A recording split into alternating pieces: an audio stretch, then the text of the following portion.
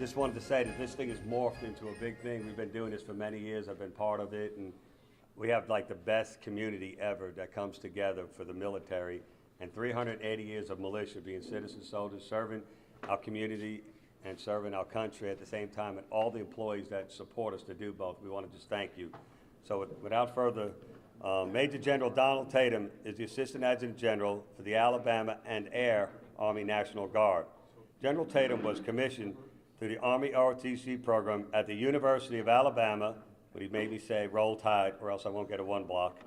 I'm an Auburn grad, so I'll give it a little War Eagle, but he did that in 1984 as an infantry officer, which he also played football for Alabama, just so I'll let you know. And when you see him get up here, you'll see. He served on active duty as an infantry officer in various company levels assignments from 1984 to 1988. General Tatum joined the Alabama Army National Guard in 1989 and has served in multiple assignments, including multiple commands at company, battalion, brigade, and division levels. In his current role as the Assistant Adjutant, he serves as the primary advisor to the Adjutant General, Perry Smith, on all matters pertaining to the Alabama and Air National Guard. He is responsible for the development, implementation, and administration of procedures and policies that support the Adjutant General's strategic vision, mission for the Air and Army National Guard of Alabama. Major General Tatum's civilian occupation is Director of Army Engineering for Booz Allen Hamilton Corporation. A great American, and I can't even read out his resume and awards, and I can honestly say, without further ado, ladies and gentlemen, please give a warm welcome to Major General Donald Tatum, Assistant Adjutant General of the Alabama Army National Guard. So again, to the mayors, thank you so much for being here today. Senator Holtzclaw, certainly glad to have you and all of the distinguished visitors and guests here today. And I'd be remiss if I didn't thank AUSA for what you do here in Huntsville, and also just a special note to John Perry. And John, what you do, I mean, just a tremendous job. So again, just thank you for what you do for the Guard in this community. So let me go ahead and get started here. I was told to be brief or be brilliant, so I'll be brief today because I'm not able to be brilliant. But just me personally, as Izzo said, I'm an M-Day guy. So we don't have a lot of full-time soldiers in the Alabama National Guard, mostly M-Day. So we hold down a civilian job. I work here in Huntsville, as they said, for Booz Allen Hamilton, and then my free time I do my Alabama National Guard work. So they tell me it's 39 statutory days a year that I do, but I think my family would beg to differ that. High out tempo and a busy time for the National Guard. So let me start here by saying that with the National Guard, we're really at an inflection point in the United States. For 380 years, we've been protecting the nation, and for 380 years, we've had to change and we had to morph to meet the security environment, and we're doing that now. 15 years ago, things changed. We went from a strategic to an operational force, and that happened quickly and it happened overnight, so the demands went up tremendously. Today, our training, I look at training in several other areas, but realizing that now, as part of the total Army force, the Army can't do their job without the National Guard. 980,000 soldiers, and they depend on the Guard and the Reserve. As we train today, and I train my forces here in Alabama, I'm really focused on peer-on-peer conflict. Outside of the peer-on-peer conflict is still the counterterrorism, counterinsurgency. So there's a lot going on in that area, and I always like to think about it, as an operational force. I'm worried about the 3 R's, the Russians, the radicals, and the refugees, right? Now, with that being said, General Milley has stepped back and said, okay, are 39 days, which is the statutory requirement for the Guard to train, and that's our weekend IDTs and our annual training, is that enough? Well, for some units it is, and for some units it's not. As a force, we're changing. We're becoming more part of the active Army, and I say that because our brigade combat teams, our armored teams, our striker teams are becoming more and more part of the integral force. And when we say that, those units have to go and train at the NTC and do all those preparations to get ready to do that, and that takes time. So 39 days, I say that because, ESGR, We as leaders in the Guard want to make it as predictable as we can for families and soldiers because we want to be resilient, but also for employers. So again, 380 years we've been doing this. 15 years ago we changed. So again, this inflection point means as an organization we're changing again, and we have to. We have to for the security of the United States. With that being said, a lot of you guys who've retired, you remember the old multi-compo units. Remember Reforger going back to Germany. We're kind of going back to that, the multi-compo units. Here in Alabama, we have a theater sustainment command that's dedicated to Northern Command, and it's made up of National Guard soldiers and active duty soldiers.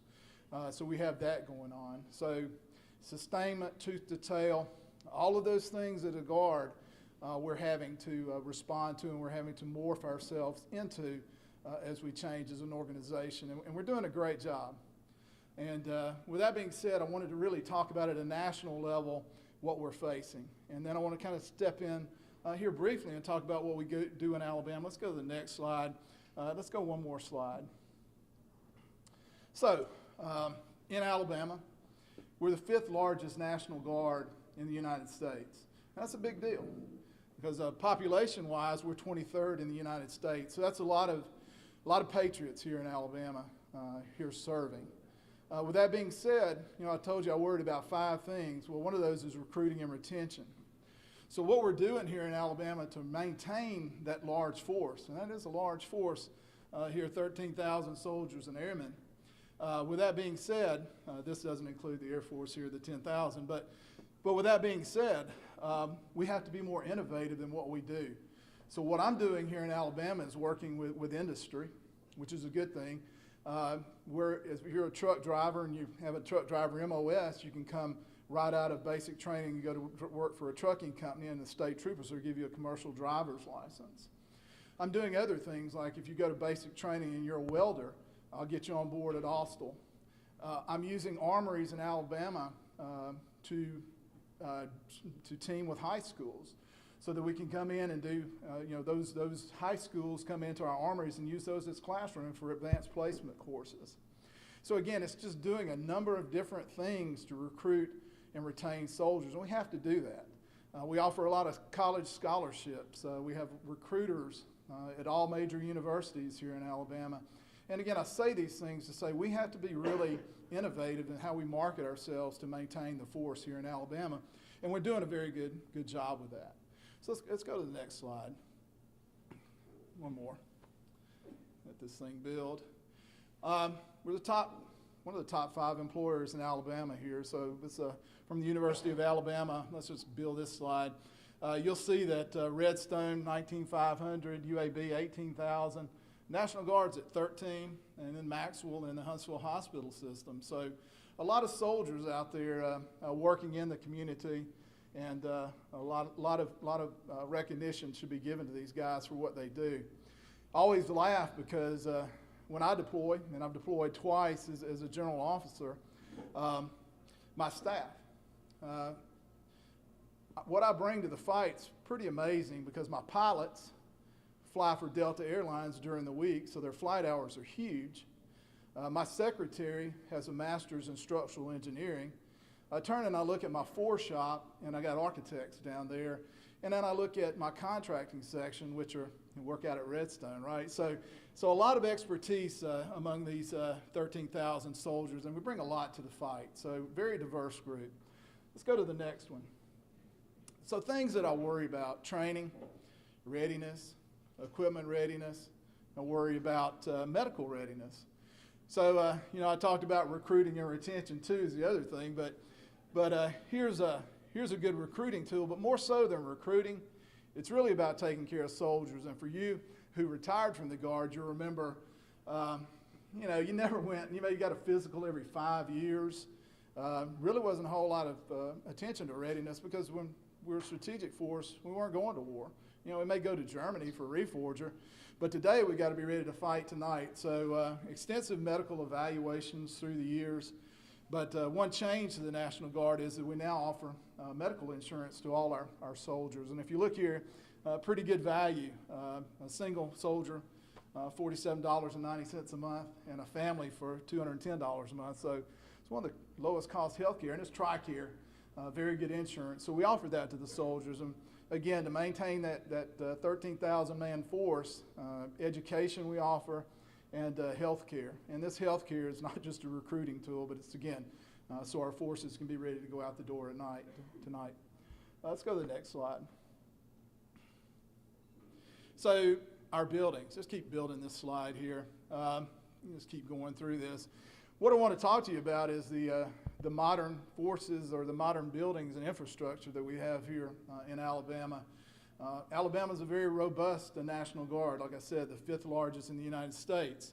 With that comes some unique training requirements. We have the 20th Special Forces Group. We have a cyber unit. We have infantry. We have logistics. We have so many different types of organizations, fighter wings, tanker wings.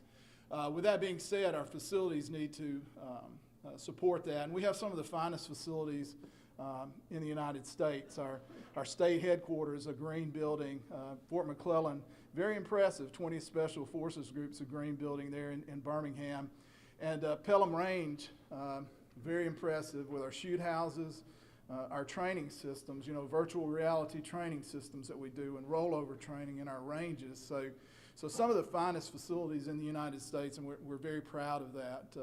And when we do that to take care of our soldiers and make sure they have the best and that they're trained and ready to fight. So let's go to the next slide.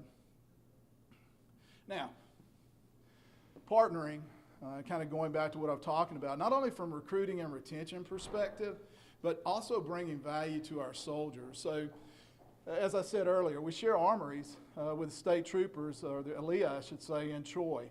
It saves money because I'm like any other government organization. I have to do more with less. I train with the education department. We actually bring them to Fort McClellan, and these are the guidance counselors at high schools, and we put them through a little military orientation program just so that they see what the Guard has to offer, or the military has to offer, and that way they can go back and help us pull some of our top achievers from high schools into the National Guard. Putting an armory at Maxwell Air Force Base, which is zero cost to the state. And again, co-locating and designing projects with the Alabama Community College system here. The other thing that we offer our young soldiers today is free tuition in the 2-year institution. So you join the Guard, you can go to college for the first 2 years free. Of course, there's other programs, and we're working on getting free tuition for 4 years if you're in the Alabama National Guard. It's nothing new. A lot of the states around Alabama do that, and we want to bring that to Alabama because, again, it takes a lot coming in the pipeline because it's folks coming in the pipeline and folks retiring. So you really got to be on your toes to keep officers and enlisted coming into the Guard. So again, great community support. Like Huntsville, couldn't ask for a better community that supports the Guard. Let's go to the next slide. Now, you might think that the National Guard just does operational force and they just do disaster response. Well, that's not true. There's 3 things that I do. Of course, disaster response, taking care of the citizens of Alabama, making sure the governor is taken care of, but also the operational force. But there's a 3rd piece that you probably don't hear about, and that's our state partnership. And for 23 years, we've been partners with Romania. Pretty hot spot in the world right now, so we spend a lot of time in Romania. I spend so much time in Romania that I have a full-time 06 there running the garrison. As you can see, our fighter wing conducted exercises there last year. Also, a lot of work with our engineers as we work on ranges and other operational facilities in Romania. So they're here in Alabama a lot. We train in their NCOs, their officers. So state partnership, very important to what we do here in the Guard, and a 3rd part of that real triad. So let's go to the next slide.